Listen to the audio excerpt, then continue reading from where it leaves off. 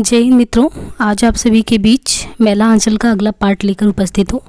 जैसे कि प्रीवियस की वीडियो में आपने देखा कि आज तो हमें ये भाग 7 इसका स्टार्ट करना है। भाग 7 नहीं, एक तरीके से खंड सा बटा हुआ है, तो उसमें आपका 7वां हो जाएगा पार्ट, और उस तरीके से तो छठा पार्ट है। यहाँ पे आपने देखा था कि अभी पूरे गांव में ये हुआ था कि भोज का आमंत्रण वगैरह किया गया था, और आपने देखा कि लास्ट टाइम में ये सभी लोग बैठ के यानी बातचीत करते हैं, और उसमें आपने देखा कि बालदेव अपनी तरफ से कि कैसे मतलब पूरी व्यवस्था की जाएगी भोज का, इन सारी चीज़ों की बात चल रही थी। तो सारी मंडली बैठी हुई थी, तो उसमें आपने देखा कि इनके बारे में, खिलावन बाबू के बारे में कि कैसे वो स्वराज की बात हो रही थी। तो सब मिला के ऐसे ही कुछ था कि मतलब ओवरऑल ये था कि गांव में हो हल्ला मचा हुआ कि कैसे भोज होगा और उसमें जाति के आधार पे कैसे बट के सब लोग करेंगे। तो उसमें देखिए आपने बीच में उधर से लक्ष्मी जो है उसने सभी को संबोधित किया था कि जातियों में न बटे और इन सारी चीज़ों में नहीं, नेक काम है। और आपने देखा कि दूसरी तरफ जो थे बालदेव, उन्होंने भी स्वराज या गांधी जी के जो गांधी जी ने विचार दिए थे उसको सभी को उससे अवगत कराया कि ये इस तरीके से तो हमें ओवरऑल विभाजित नहीं होना चाहिए। तो बालदेव ने ऐसे कहा, तो आपने देखा कि दोनों टोला मिल गए, फिर नाराज़गी बढ़ गई। तो ये सारी चीज़ें हो हल्ला मची हुई थी। अभी आगे हम देखते हैं कि इसमें प्यारू को सबों ने चारों ओर से घेर लिया। डॉक्टर साहब का नौकर है। डॉक्टर साहब कब तक आएंगे? तुम्हारा क्या नाम है? कौन जात है? दुसात मत कहो, गहलोत बोलो गहलोत, जनेऊ नहीं। बालदेव जी प्यारू को भीड़ से बाहर ले आते हैं। अब प्यारू कौन है? बालदेव जी प्यारू को भीड़ से बाहर लेके आते हैं, पूछते हैं भाई तुम लोगों ने आदमी नहीं देखा है क्या कभी? जाओ अपना काम देखो। हलवाई जी लोगों के पास कौन है?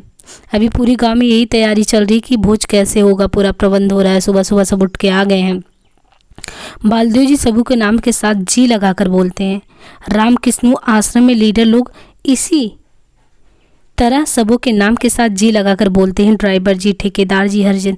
तो आपने देखा था ये रामकृष्ण जो थे आश्रम से एक तरीके से वहाँ की स्थिति बताए थे कि जब हम थे वहाँ पे, और वहाँ की आज स्थिति कितनी अच्छी हो गई। तो अभी इस टोले को हमें आगे बढ़ाना है। तो उनके अंदर संस्कार था, तो सभी को जी लगाकर ऐसे संबोधित करते थे। पूछताछ के बाद मालूम हुआ कि प्यारू डॉक्टर साहब के पास नौकरी करने आया है।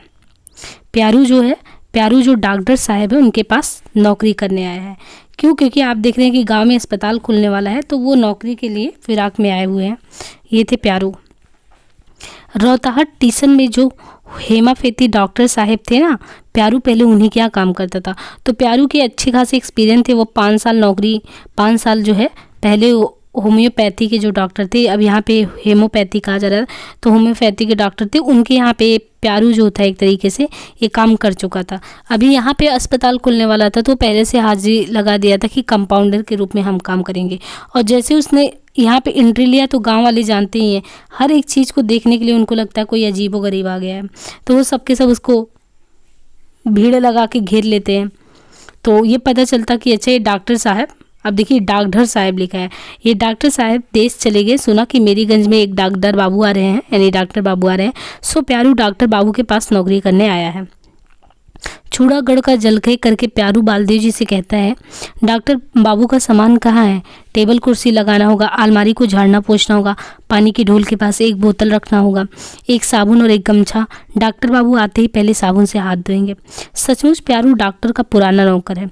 टेबल कुर्सी ठीक से लगा दिया है, 3 पर वाली लोहे की सीढ़ी पर पानी का ढोल रख दिया, सीढ़ी में ही लगी हुई गोल कड़ी में ललमुनिया का कठौत बिठा दिया, ढोल में कल लगा हुआ है, कल टिपने से पानी गिरने लगता है, बक्से से गमछा निकाल कर वहीं लटका दिया।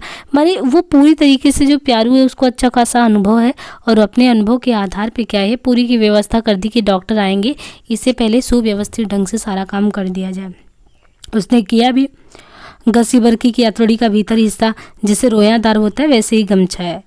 अब गमछे की विशेषता भी बताई जा रही है। साबुन नहीं है, तो उन्होंने कहा कि अरे साबुन तो नहीं है, तो कहा साबुन नहीं है, अरे कपड़ा धोने वाला साबुन नहीं, गमकौआ साबुन चाहिए, यानी जो डॉक्टर साहब लगाएंगे वो गमकौआ साबुन चाहिए।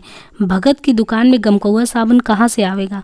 कटिहार में मिलता है ऐसे साबुन। तो तहसीलदार साहब की बेटी कमली जब गमकौआ साबुन, अब देखिए पूरे गांव में एक ऐसी स्थिति है कि आप इससे पिछड़ापन का थोड़ा सा, जैसे कपड़े धोने वाला साबुन तो ठीक है, पता ही नहीं चलेगा आपको सुगंध, लेकिन गमकौआ जो नहाने के लिए साबुन प्रयोग में लाते हैं तो वो बहुत ज़्यादा महकने वाला होता है। तो ये पता चलता है कि पूरे गाँव में अगर देख लिया जाए तो पूरे गांव में किसके पास गम कौवा साबुन है? कायस्थ है मालिक टोले कैत टोले के जो विश्वनाथ प्रसाद हैं, उनकी जो बेटी होती है कमली, कमली के पास ही है ऐसा साबुन। अब भाई वो तहसीलदार थे, तो ऐसा है कि कमली के पास ऐसे साबुन है और किसी के पास गांव में, पूरे गांव में आप देखेंगे तो गांव में और किसी के पास ऐसा साबुन नहीं है। अब क्योंकि डॉक्टर बाहर से आ रहे हैं और डॉक्टर की आप स्थिति जान रहे हैं वो किस प्रकार है, उनके लिए चाहिए तो पता चला कि यार गाँव में तो मिलेगा ही नहीं, वो तो कटिहार में साबुन मिलेगा। अब यहाँ पे कह रहे हैं कि देखो तहसीलदार साहब की बेटी कमली जब गंगकौवा साबुन से नहाने लगती है ना तो सारा गांव गम करने लगता है। तहसीलदार साहब कहते हैं कमली दीदी से साबुन मांग कर ला दो। सचमुच प्यारू पुराना डाक्टोरी नौकर है, बड़े मौके से वहाँ आ गया, नहीं तो इतना इंतजाम कौन करता। बेला झुक गया, अब डॉक्टर बाबू आ जाएंगे। तहसीलदार साहब कहते हैं भुरकुआ उगने के पहले ही बैलगाड़ियों को रवाना कर दिया है, साथ में गया है अगमू चौधरी, यानी उनको डॉक्टर साहब को लेने कौन गया है। सारा गांव महक रहा है, मेले में ठीक ऐसे ही महक रहती है। तहसीलदार साहब के गुहाल में हलवाई लोग सुबह से ही पूड़ी जलेबी बना रहे हैं, पूड़ी बनाकर ढेर लगा दिया है। गांव के बच्चे सुबह से ही जमा हैं। राजपूत और कायस्थों के बीच दूसरे टोले के बच्चों को उधर नहीं जाने देते हैं, तो भागो छू जाएगा ऐसा कहते हैं।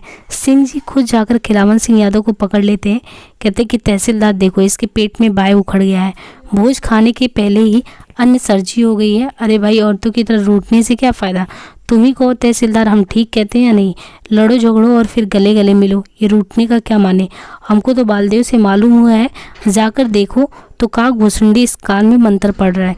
ये बालदेव सुनो, डॉक्टर साहब आए तो पहले इसी का इलाज करवाना, कहना कि इसका 8वां महीना है। सभी लोग मजाक उड़ाते हैं कि हाँ उस गांव में डॉक्टर आने वाले तो आपस में, और भोज का भी प्रबंध हो रहा है, तो ये सब मजाक वगैरह उड़ा रहे हैं। अब जो राजपूत या सिपहिया टोला के रामकृपाल हैं तो कहते कि राम कृपाल भाई लड़कों के सामने भी आप दिल लगी करते हैं। अच्छा हाथ छोड़िए, सब कोई तो ही है, सिर्फ हमारे ही न रहने से कौन हरज हो रहा था। जलपान कठोत अल्मुनियम। सिंह जी मज़ेदार आदमी है। देखिए दोनों मिल भी गए थे। सिंह जी मज़ेदार आदमी है, सुबह से ही सबू की हंसी हो रही है। खिलावन यादव तो रूठे थे। देखिए दोनों लोग मिल गए थे, आपने देखा था कि दोनों टोला मिल गया था, राजपूत का समथिंग मिल गया था, और उसमें यादव नहीं मिले थे, तो यादव पहले से ही रूठे थे, खासकर खिलावन यादव जिनके यहाँ पे आप देख रहे थे बालदेव पहले से ही रह रहे थे। तो बालदेव रहते थे ना, इसीलिए बालदेव से रूठ भी गए थे। आपने देखा उस दिन उन्होंने भाषण दिया था और उसमें दोनों लोग तो थे ये कि हाथ मिला लिए थे। इधर से आपने देखा कि कायस्थ भी मिला लिए हैं, राजपूत मिला लिए, तो एक स्थिति अच्छी हो गई। पर आपने देखा कि दूसरी तरफ जो यादव थे उनको कोई नहीं पूछा था, तो उसके खिलावन यादव थे वो बहुत ही रूठ गए थे। उसको भी पकड़ लाए, जोतकी जी नहीं आए। अब जोतकी जी कौन थे इसमें? जोतकी काका एक तरीके से जोतकी जी थे, ये ब्राह्मण टोला के थे। तो ब्राह्मण टोला के थे, इनको बड़ी नाराज़गी थी। ये ब्राह्मण के थे लेकिन इनको बहुत नाराज़गी थी। इनको तो पता था कि ये जो डॉक्टर वगैरह आ रहे हैं, तो इन्होंने बताया था कि कुएं में वो दवाई डाल देंगे और इसे पूरा जो गांव है एक तरीके से उस पूरे गांव में जो है हैजा फैल जाएगा और सभी लोग सिधार देंगे। ऐसा इन्होंने बताया था। किसने बताया था ऐसा? जोतकी काका ने। एक तरीके से इनके अंदर अंधविश्वास था और अंधविश्वास के आधार पर इन्होंने पूरे गाँव को भड़का दिया था। जोतकी जी नहीं आए, बोले अब कैसे बोलते? उन्होंने बोला कि हाँ दांत में दर्द है, नहीं आ सकते। सिंह जी कहते हैं पता नहीं उनके पेट के दांत में दर्द है, शायद सुनते हैं आजकल डॉक्टर लोग पत्थर का नकली दांत लगा देते हैं। डॉक्टर साहब से कहकर जोतकी जी का दांत बनवा दो भाई। अभी सब लोग मजे के तौर पे कह रहे हैं कि ये तो आने से रही और ये विश्वास भी नहीं करते, सुना है कि दांत वगैरह भी बनता है, और अगर आएंगे डॉक्टर साहब तो लोग पत्थर का नकली दांत लगा देते हैं, उनसे कहकर इनके लिए बनवा देंगे। तो कहते हैं अच्छी सबागची में लड़की वाले दांत को हिला डुला कर देखते हैं थोड़ा। डॉक्टर साहब आ रहे हैं तो पूछा कहाँ हैं अभी? तो बोला कि पचियारी टोला के पास 5 बैलगाड़ियाँ आ रही हैं। अगमू चौकीदार जो अगमू चौकीदार लेने गया था, वो जो था चौकीदार, उसको बोल रहे हैं चौकीदार को, वो आगे आगे दौड़ता हुआ आ रहा है और पीछे से वो लगा रहे हैं। डॉक्टर साहब टोपा पहने हुए, अगमू आ गया है, कंधे पर क्या है? बक्सा है। कामकाज छोड़कर सभी जमा हो गए। अभी जैसे होता है कि गाँव में कोई आ रहा है, अभी कोई बाहर से, मान लीजिए ये आपका गांव है और यहाँ पे कोई प्रवेश करने वाला है, इसके पहले देख रहे हैं कि ये गली में ही किसी ने देख लिया कि हाँ ऐसा ऐसा उनका प्रवेश हो रहा है, तो आप देख रहे हैं कि एक नहीं बल्कि इतने लोग वहाँ पे जमा हो गए ना, तो सारे लोगों की क्योंकि खुशी है तो सब एक साथ वहाँ पे जमा हो गए हैं देखने के लिए। और फिर कहते हैं कि अगमू कहता है कि डॉक्टर साहब बोले हैं इंतजाम से रखना, ठेस नहीं लगी, बेतार का खबर है।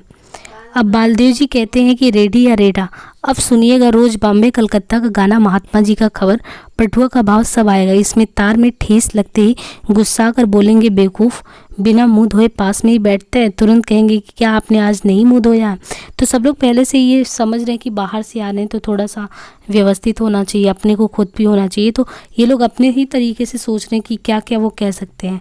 डॉक्टर साहब सभी हाथ जोड़कर खड़े हैं। डॉक्टर साहब भी हंसते हुए हाथ जोड़ते हैं। बालदेव जी बोलते हैं कि जय हिंद। देखा देखी कालिया भी आजकल जय हिंद बोलने लगा है। प्यारू जो उनका नौकर था, वो नौकर क्या, वो दूसरे गांव से पहले ही आ गया था कि हम इनके नौकरी वाला काम करेंगे। तो प्यारू शमियाने में कुर्सी लेकर रखता है वहाँ पे और डॉक्टर साहब के हाथ से टोप ले लेता है। डॉक्टर साहब के चेहरे का रंग एकदम लाल है। लालटेस, मूछ नहीं है क्या? मूछ नहीं है, सफ़ा चट कटाए हुए हैं। तो उनका पूरा हाव भाव बताते हैं कि कैसे आए हुए हैं। अब जो बालदेव जी है उसने हाथ जोड़कर पूछते ही कि रास्ते में आपको कहीं तकलीफ़ तो नहीं, क्योंकि उसको सदाचार वगैरह अच्छे से आ रहा है। उसके रीजन भी है, वो स्वराज पार्टी से रहा है और बहुत कुछ उसने सीख लिया। बाहर भी आश्रम वगैरह का उसने हाव भाव देखा है, तो उसके अंदर ये व्यवस्था थोड़ी सी आ गई कि हाँ किससे कैसे हाल चाल वाल पूछना है। बाकी तो ग्रामीण पर जितने भी लोग हैं तो वो परिवेश ही ऐसा है कि उनका जो बोलने का तरीका है वो सब अलग है, सभी का अपना खुद का आंचलिक और शैली में बोलने का है। तो उसने हाथ जोड़कर पूछा कि रास्ते में आपको तकलीफ़ वगैरह तो नहीं हुई? तो सभी तैयार थे, तो सब ये पूछे कि उन्होंने पूछा तो सब तैयार है, भोजन कर लिया जाए। इनका नाम इनका नाम विश्वनाथ प्रसाद है। तहसीलदार को बता रहे हैं कि इनका नाम तो विश्वनाथ प्रसाद है, ये राजपारबंगा के तहसीलदार हैं। इनका नाम रामकृपाल सिंह। सबका इंट्रो करवाया जा रहा है। अभी जैसे डॉक्टर साहब आके खड़े हो गए, अब उनको ये है कि सबका इंट्रो करवाना है, सामने वाले का इंट्रो करवाना है। तो एक का बता रहे हैं कि मान लीजिए ये महाशय हैं तो ये राजपूत टोला के हो गए, है ना, राजपूत टोला के रामकृपाल हो गए। फिर दूसरे महाशय का बता रहे हैं कि राजपूत टोला के अलावा अगर देखा जाए तो दूसरे जो हैं खिलावन सिंह है, मान लीजिए जो खिलावन सिंह है ये यादव टोला के हो गए। ऐसे ही और लोगों का नाम बताया गया, यानी एक एक करके आपने देखा कि कायश टोला के विश्वनाथ प्रसाद का, रामकृपाल सिंह जो राजपूत टोला के मालिक हैं, खिलावन सिंह जो यादव टोला के मालिक हैं और छत्री टोल के मंडर हैं। इनका नाम कालीचरण है, बड़ा बहादुर नौजवान है। तो देखिए कालीचरण के बारे में भी स्पेशली बताया जा रहा है। जैसे आपने हरगौरी का नाम सुना था, तो हरगौरी को मारने के लिए उसने शपथ खाया था कालीचरण। तो हरगौरी के बारे में, हरगौरी तो राजपूत टोला का था, लेकिन यहाँ पे किसके बारे में बहादुरी का गुणगान किया जा रहा है? कालीचरण जो कि यादव टोला का है। और इन्होंने बताया कि बड़ा बहादुर और नौजवान भी है। ये लोग स्कूलिया हैं, मतलब ये लोग स्कूलिया हैं, मतलब ये लोग स्कूल से पढ़ बढ़ के आए हैं थोड़े से। तो सब फिर कहते हैं आइए बाबू साहब बैठिए, आप लोग डॉक्टर साहब से बतियाइए। इस गांव के महंत साहब ने अस्पताल होने की खुशी में गांव वालों को आज भंडारा दिया है। तो उनसे बताया जाता है, अब वो आए हैं, सारे लोग मिले हैं, सबने इंट्रो भी कर लिया। तो फिर उनको बताया जाता है कि देखिए आज बहुत बड़े भोज का आयोजन किया गया है। और क्यों किया गया है? क्योंकि अस्पताल बना है। तो उस अस्पताल की खुशी में गाँव वाले खुशी को साझा करने के लिए एक बड़ा सा अस्पताल बनवा दिए हैं और सभी लोग जितने भी जात के हैं सबको बिना देखे भंडारा किया गया, सब वहाँ पे आएंगे। तो ये बताते हैं, फिर डॉक्टर साहब हाथ जोड़कर सबों को फिर से नमस्कार करते हैं, कहते हैं कि हम अभी नहीं खाएंगे, सबको खिलाइए आप। विवाह आरती मैथलों का मेला रेडियो सचमुच प्यारू पुराना नौकर है। देखो डॉक्टर बाबू ने सबसे पहले साबुन से हाथ धोया, तो सबने एकदम बिल्कुल ध्यान से देखा कि ये तो बहुत अच्छे से इसको पता था। जैसे इसने सोचा था कि वो आते ही हाथ धुलेंगे ये, तो देखिए इसने जो प्रेडिक्ट किया था इसका भविष्यवाणी बिल्कुल सही था। वो आते ही सच में सबसे पहले उन्होंने हाथ धोया। मठ से महंत साहब, अभी देख रहे हैं कि मठ से महंत साहब, कोठारीन लक्ष्मीदासीन रामदास। अब उधर से जो मठ है जहाँ पे आज पूरा कार्यक्रम होने वाला है, तो आपने देखा कि मठ से जो है अलग अलग लोग निकल के आ रहे हैं। यानी मठ से ही महंत साहब, कोठारीन लक्ष्मी जो कि दासीन थी, रामदास जो कि होने वाला भविष्य में था एक तरीके से मठ का मालिक, दो मूर्तियाँ हैं। महंत साहब की बैलगाड़ी के आगे एक साधु तरफ फूंकता हुआ आ रहा था और तुरही की आवाज़ सुनते ही गांव के कुत्ते दल बांध कर भौंकना शुरू कर दिए। छोटे छोटे नवजात पिल्ले भी भौंक रहे थे, नया नया भौंकना सीखा है ना। सबसे पहले काली थान में पूड़ी चढ़ाई जाती है। अब यहाँ पे जैसे है कि ये भंडारा होने वाला है, तो उनका पूरा कुछ कैसे है कि महंत वगैरह की कैसे व्यवस्था करनी है। तो पहले वो अपने देवता को जाएंगे वहाँ पे चढ़ाएंगे, तो ऐसा वो पूड़ी वगैरह चढ़ाते हैं। इसके बाद कोठी के जंगल की ओर 2 पौड़ियाँ फेंक देते हैं, जंगल के देव देवी और भूत पिशाच के लिए। तो ये अंधकार वगैरह तो कुछ ज़्यादा ही था कहने को तो ये लोग इस तरीके से देखा जाए तो कबीरपंथी थे, पर आप देखेंगे कबीरपंथी से ज़्यादा इनका फॉलो किस चीज़ की तरफ था, झुका। और वैसे भी इसी गांव में आपने देखा जोतकी काका जैसे लोग भी हैं जो अंधविश्वास से भरे पड़े हैं। तो ये लोग भी क्या कहते हैं, पहले पूरा बनता है भंडारे का वो सब, इसके बाद कोटी की जंगल की ओर 2 पूड़ी फेंक देते हैं, फिर जंगल के देव देवी और भूत पिशाच के लिए वे फेंक देते हैं। बालदेव जी ने बहुत कहा लेकिन डॉक्टर साहब नहीं माने। प्यारू ठीक कहता था, डॉक्टर लोग हलवाई की बनाई हुई पूड़ी जलेबी नहीं खाते। कल के चूल्हे पर प्यारू डॉक्टर बाबू के लिए बात बना रहा है, जल्दी से विजय खत्म हो तो बेतार की खबर का गाना सोए। आज गाना नहीं होगा। हाँ भाई, कल कब्जा की बात है, इतना जल्दी कैसे होगा? फिर कटिहार जंक्शन में रेलगाड़ी और मेलों का भी इतना शोरगुल होता होगा कि यहाँ तक खबर आ भी नहीं सकेगी। हर टोले के लोग अलग अलग पंगत में बैठ गए हैं, अपने अपने बगल में एक फाजिल पत्ता लगा देना भाई, अपने अपने घर के जनाना लोगों के लिए कमवेश नहीं है। गुअर टोली की रौदी बूढ़ा, अब उसी में गुअर टोली भी है। गुअर टोली के रौदी बूढ़ा को सभी मिलकर चिढ़ा रहे हैं। रौदी गोप गांव गांव में घूमकर दही बेचते हैं। उनकी चाल चलन, उनकी बोली बानी सब कुछ औरतों जैसी है। सिर और पर छाती से कपड़ा सा जरा सा भी सरक जाने पर औरतों की तरह लजाकर ठीक कर लेते हैं। मर्दों से बात करने के समय वो लजाते हैं। औरतें उसके सामने किसी भी किस्म का पर्दा नहीं करती। हाट जाते और लौटते समय वो औरतों के झुंड में ही रहते। अभी सभी मिलकर रौदी बूढ़ा को चिढ़ाते हैं कि तुम्हारा हिस्सा आंगन में भेज दिया जाएगा, देखो लालचंद ने तुम्हारा पत्ता लगा दिया है। तो हुआ क्या था कि यहाँ पे तो सारे जितने भी थे पुरुष, वो सभी पुरुष प्रधान समाज है ना, तो सब लोग तो यहाँ पे पहुँच गए थे। लेकिन अब पता लगा कि घर की बात की जाए तो स्त्रियाँ वहाँ नहीं पहुँची थी। तो ये वह खासकर स्त्रियाँ किसके घर की नहीं पहुँची, जो बड़े थोड़े से थे, उनके घर की स्त्रियाँ इस तरीके से नहीं निकलती। अब पता लगा कि आश्रम तो यहाँ है, पर आश्रम से जो घर है सबका घर तो यहाँ पे है। तो यहाँ की जो स्त्रियाँ हैं, सबको स्त्रियों के लिए ये कर दिया गया था व्यवस्था कि उनके लिए जो पत्ता है वो घर पे ले जाया जाएगा। तो ये था कि घर के यानी यहाँ से आश्रम से जो भंडारा होगा वहाँ से पत्ते जो लेके आएंगे, सबके घर पे जो लेके आने वाला काम है वो सब जो पुरुष हैं वो घर पे स्त्रियों के लिए लेके जाएंगे। मतलब एक तरीके से था कि समाज में जो अच्छे घर की स्त्रियाँ थी वो बैठेंगी नहीं भंडारे में खाने के लिए, लेकिन ये था कि व्यवस्था पूरी थी। उसी में आपने देखा ये जो गुअर टोली के रौदी बूढ़ा है, इनका लोग मजाक उड़ा रहे थे क्योंकि इनका हाव भाव देखने से थोड़ा सा स्त्रियों टाइप में रहता था। वो ऐसे बिहेव करते थे, उसी झुंड में चलते थे। तो लोगों को एक मौका मिल गया था, अभी सब बैठ के एक साथ खा पी रहे थे तो मज़ा भी ले रहे थे। बोले कि तुम चिंता मत करो, जैसे और स्त्रियों का खाना घर जा रहा है भंडारे वाला, तुम्हारे लिए भी वैसे ही चला जाएगा। अब देखिए यहाँ पे है कि दूर मुँह झौ से बूढ़े पुराने से हंसी दिल करते, लाज नहीं आती। हम पूछते हैं हम लोगों से कि तुम लोग अपनी बूढ़ी दादी और नानी से भी इसी तरह हंसी मस्करी करते हो? इस गांव के लौंडे छोड़े बिगड़ गए हैं और सारा दुख इसी सिंघवा का है। जहाँ बूढ़े की बच्चा लो तो लौंडों का क्या हाल होगा। हम कह देते हैं हाँ सुन रखो, महंत साहब रात में भोजन नहीं करते हैं।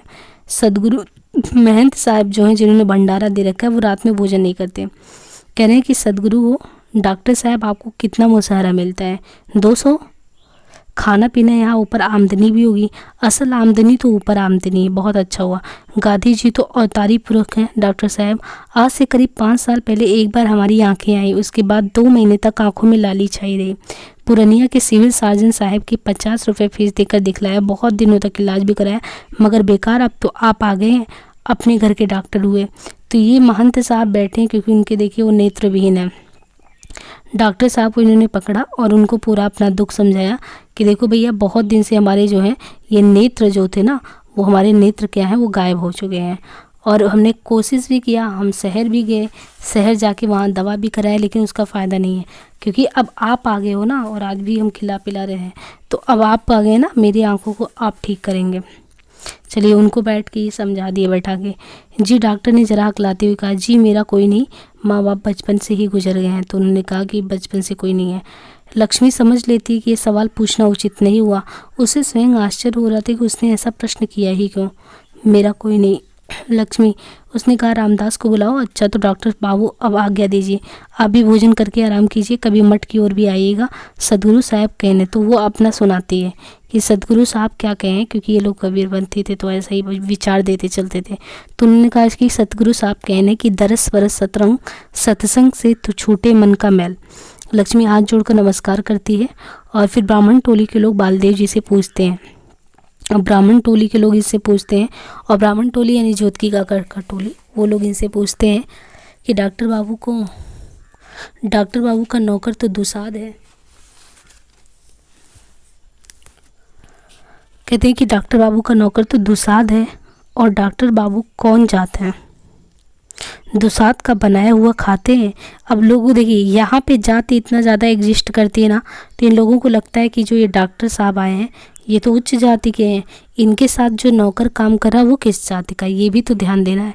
जबकि इस डॉक्टर साहब को इनसे कोई मतलब नहीं, इन सब से तो ये लोग बहुत दूर रहे हैं।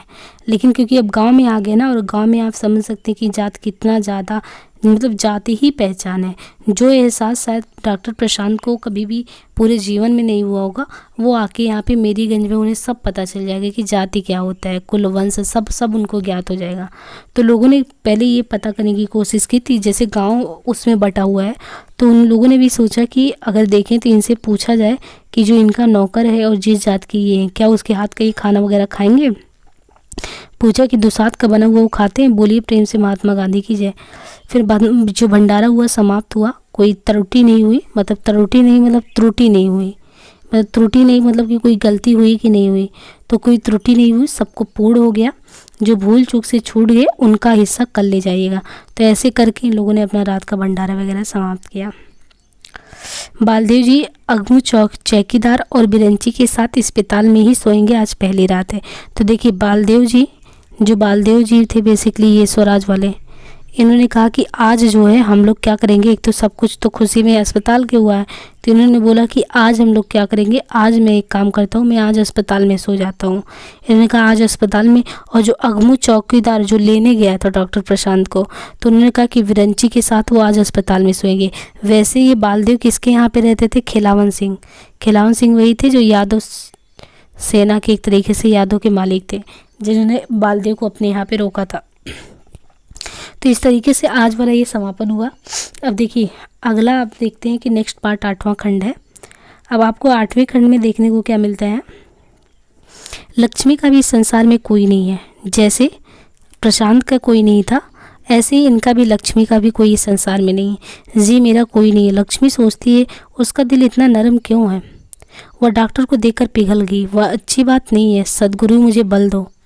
उसने कहा सद्गुरु मुझे बल दो।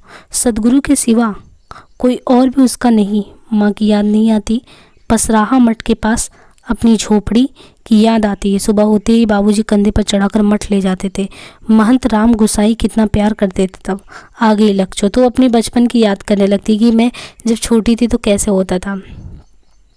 ले मिश्री खाएगी, चाय पिएगी। भंडारी एक कटोरे में चाय चूड़ा दे जाता। बाबूजी बैठकर महन साहब के लिए गांजा तैयार करते थे। 1 चिलम 2 चिलम 3, पीते पीते महन साहब की आगे लाल हो जाती। कभी कभी बाबूजी थर थर काँपने लगते। भंडारी दही लाकर देता था, खा लो रामचरण भाई, नशा टूट जाएगा। बाबूजी को महन साहब बहुत मानते थे। कोई काम नहीं, दिन भर महन साहब की धुनी के पास बैठे रहो, गांजा तैयार करो, चिलम चढ़ाओ। मठ पर ही हमारा खाना पीना तब होता था। गांव में जब हैजा फैला तो बाबूजी को महन साहब ने कहा, रामचरण तो मठ पर ही रहो। उन दिनों दिन भर में कभी चिलम ठंडी नहीं होने पाती थी। एक दिन महन साहब का बीजक जल गया। अब देखिए कबीरपंथी थे ना, एक दिन क्या हुआ, महंत साहब जो थे उनका बीजक जल गया। न जाने कैसे चिलम की आग जो है वो बीजक पर पड़ गई। महन साहब ने रोते हुए कहा था, रामचरण साहिब क्रोध कीन है। तो उसने कहा कि रामचरण ने कहा कि साहिब ये क्रोध कीन है, तभी तो ऐसा हुआ। अब दंड तो हमें भोगना पड़ेगा, अमंगल होगा। दूसरे दिन मठ के एक साधु का पेट मुंह चलने लगा। तीसरे दिन उस साधु ने देह त्याग दिया तो महन साहब बीमार पड़ गए। बाबूजी ने महन साहब की बड़ी सेवा की। शरीर त्यागने के पहले महन साहब ने कहा था, रामचरण एक बार आखिरी चिलम पिलाओ बेटा।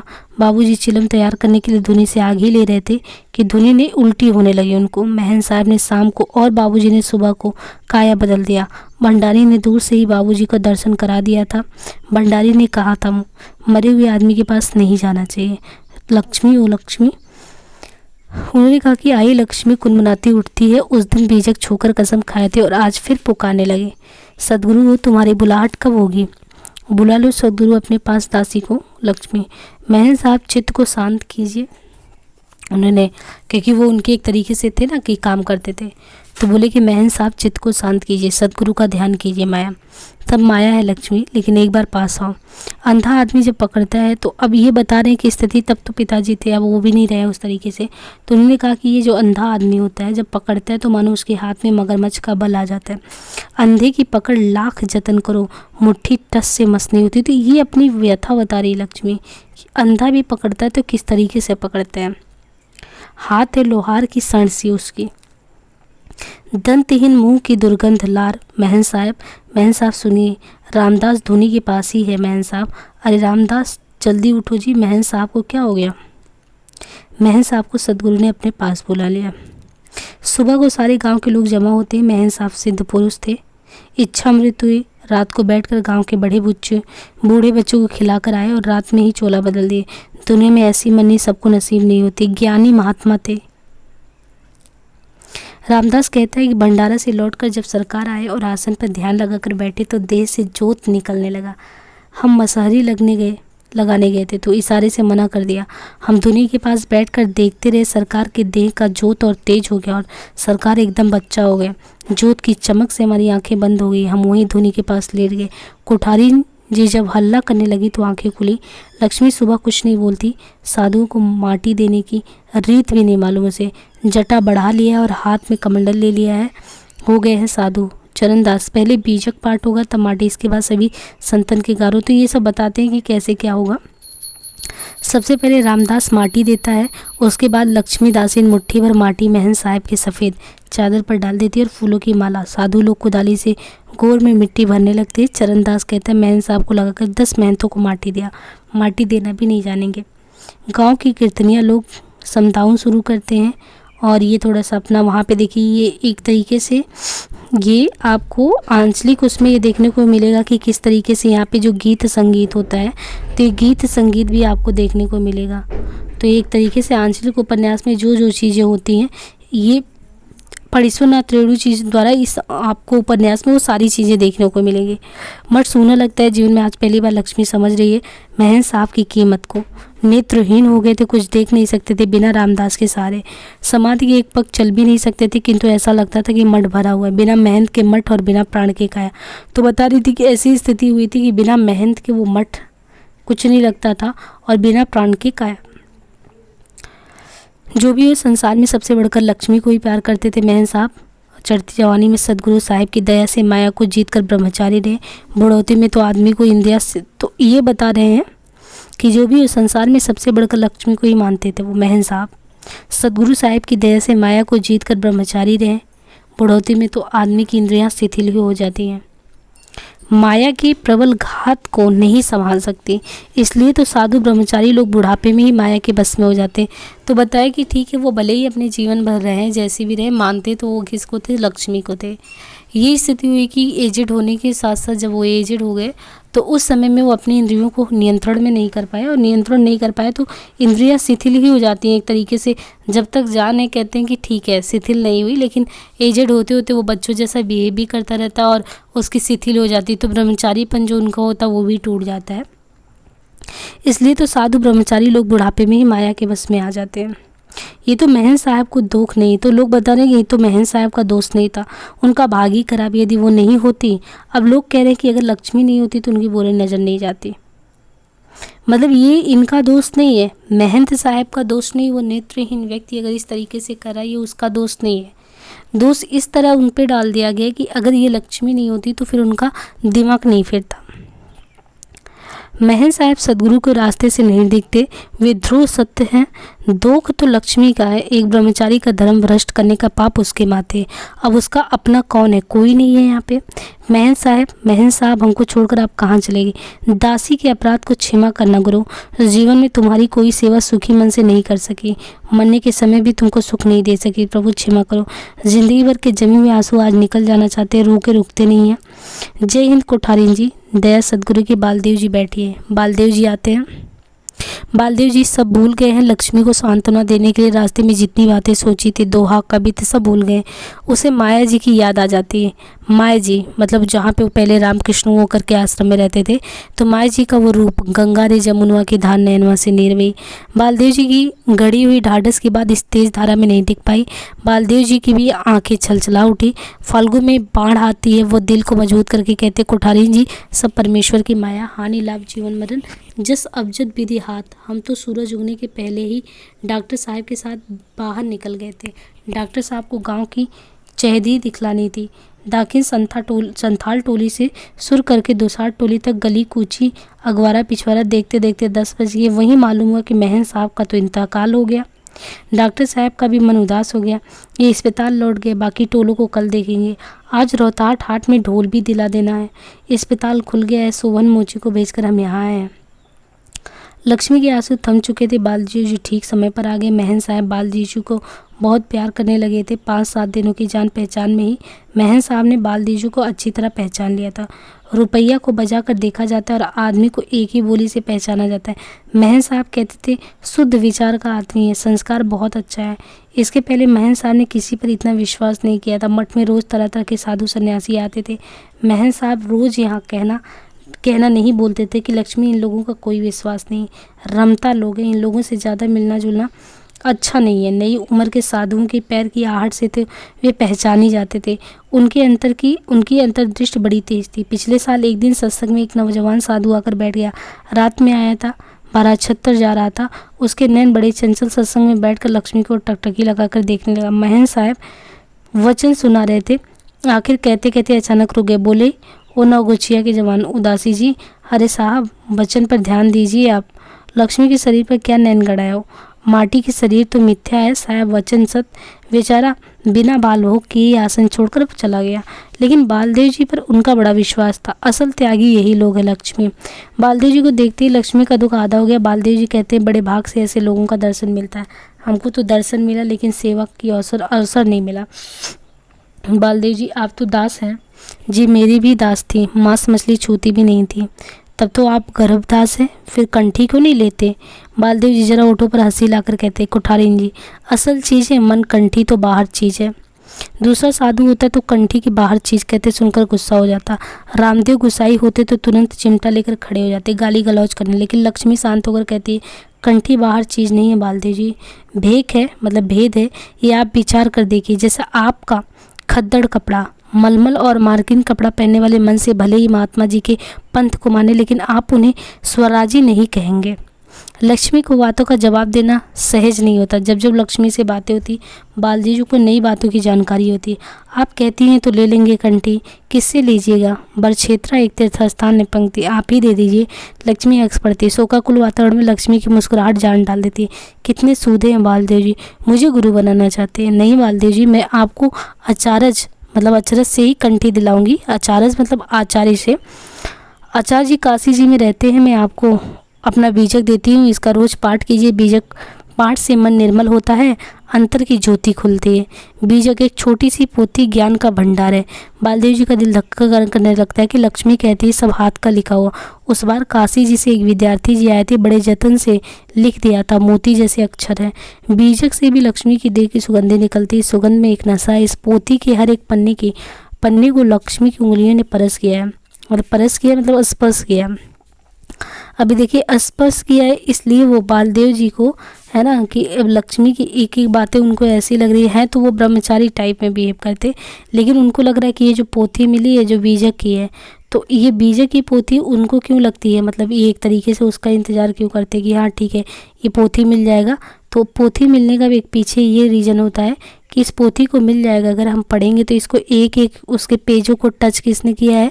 लक्ष्मी ने टच किया है। तो ये स्पर्श वाला जो है, तो ये सारे इनका चल रहा था। तो बोला कि पोथी पढ़ पढ़ जग हुआ, पंडित बयाना कोई, ढाई आकर प्रेम का पढ़े सो पंडित हुए।